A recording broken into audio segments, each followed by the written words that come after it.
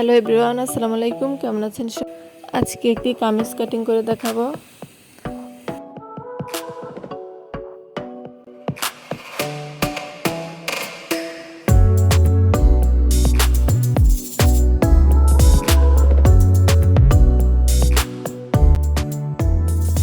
আজকে আমি আগের জামার মাপ নিয়ে কিভাবে কাটিং করতে পারবেন তা টিউটোরিয়ালটি শেয়ার করব। প্রথমে জামাটা নিয়ে নিলাম, তারপরে এখন জামার লম্বার মাপটা আগে নেব।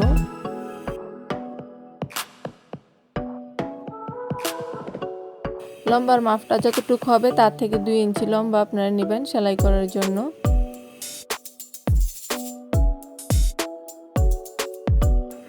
এখন আমি এই কাপড়টা থেকে লম্বার কাপড়টা আলাদা করে নেব। আমি যতটুকু লম্বা নেব।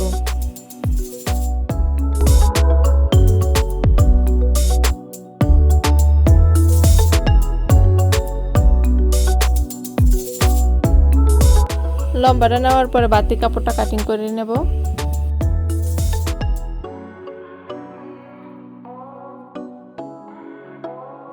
এখন আপনারা জামাটা নেবেন, নিয়ে প্রথমে জামার নিচে যে গ্যাপটা থাকে ওই গ্যাপটার আগে মাপটা নেবেন।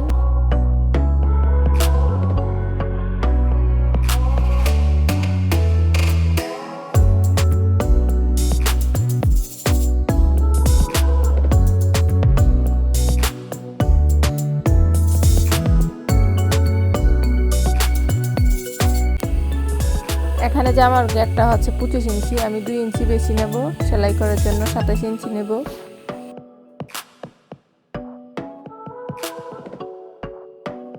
এখন এই কাপড়টায় 27 ইঞ্চিতে একটি দাগ দিয়ে আর বাকি কাপড়টা কাটিং করে নেব হাতার জন্য। ওটা আলাদা করে নিয়েছি। এখন এই কাপড়টাকে উল্টা করে 4 ভাঁজ করে নেব।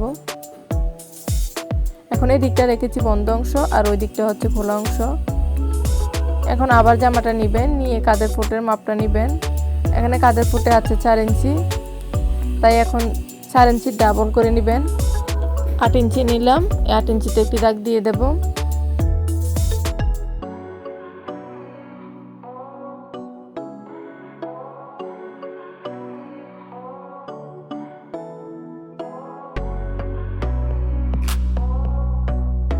তারপর হাতার মোহরার জন্য 8 ইঞ্চি নেব।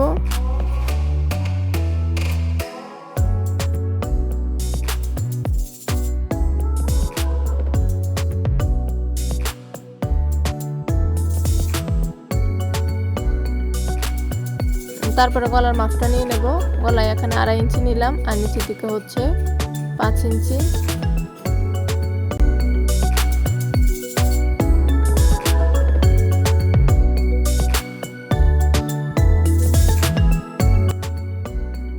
তারপর এখন নেব হচ্ছে বডির মাপ। বডির জন্য জামাটা আবার নিয়ে নিলাম। এখানে বডির মাপটা নিয়ে নেব কত আছে। এখানে যেটুকু হয়েছে ফিতাটাকে ডাবল করে নেবেন।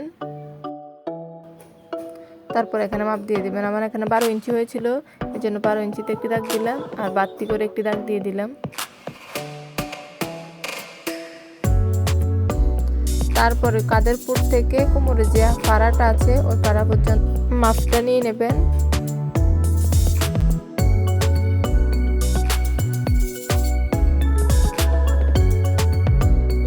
এখানে 19 ইঞ্চি হয়েছে, তাই আমি 19 ইঞ্চিতে একটি দাগ দিয়ে দেব।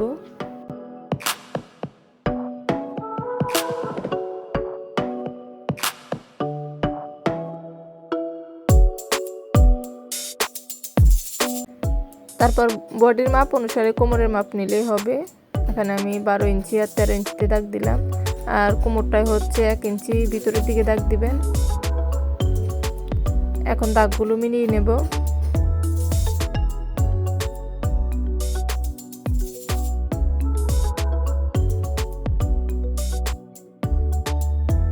আশা করি খুবই সহজভাবে বুঝতে পেরেছেন। যারা আমার চ্যানেলে নতুন এসেছেন প্লিজ চ্যানেলটি সাবস্ক্রাইব করে দিবেন এবং লাইক কমেন্ট শেয়ার করে দিবেন। তারপর এখন মোহরের মাপটা সঠিকভাবে দিয়ে দেব। এখানে আমি 8 ইঞ্চি নিয়েছিলাম, তার অর্ধেক 4 করে নিয়েছি। 4 ইঞ্চি থেকে রাউন্ডটা দাগ দিয়ে দেব।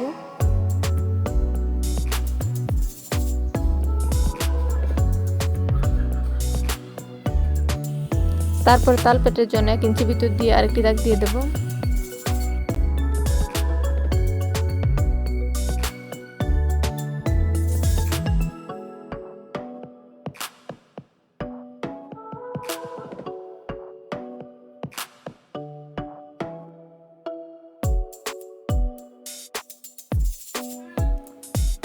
এখানে 1.5 ইঞ্চি কাপড় উপরের দিকে উঠিয়ে কাটিং করে নেবেন, তাহলে জামাটা দেখতে অনেক সুন্দর লাগে।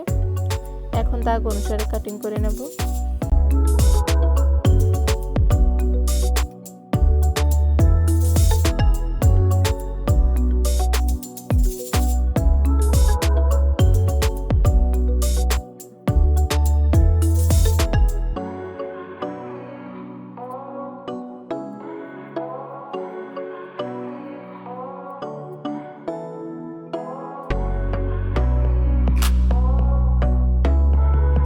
এখন কাঁধের ফুটের দিকে 1/2 ইঞ্চি কাপড় ডাউন করে দেব।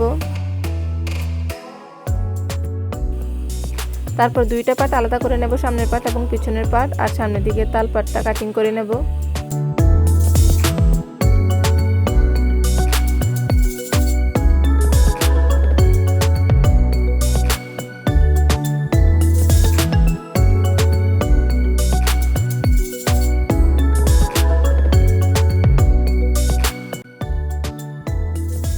আশা করি খুব সহজভাবে বুঝতে পেরেছেন। ভিডিওটি ভালো লাগলে প্লিজ একটি লাইক দিয়ে দিবেন। আল্লাহ হাফেজ।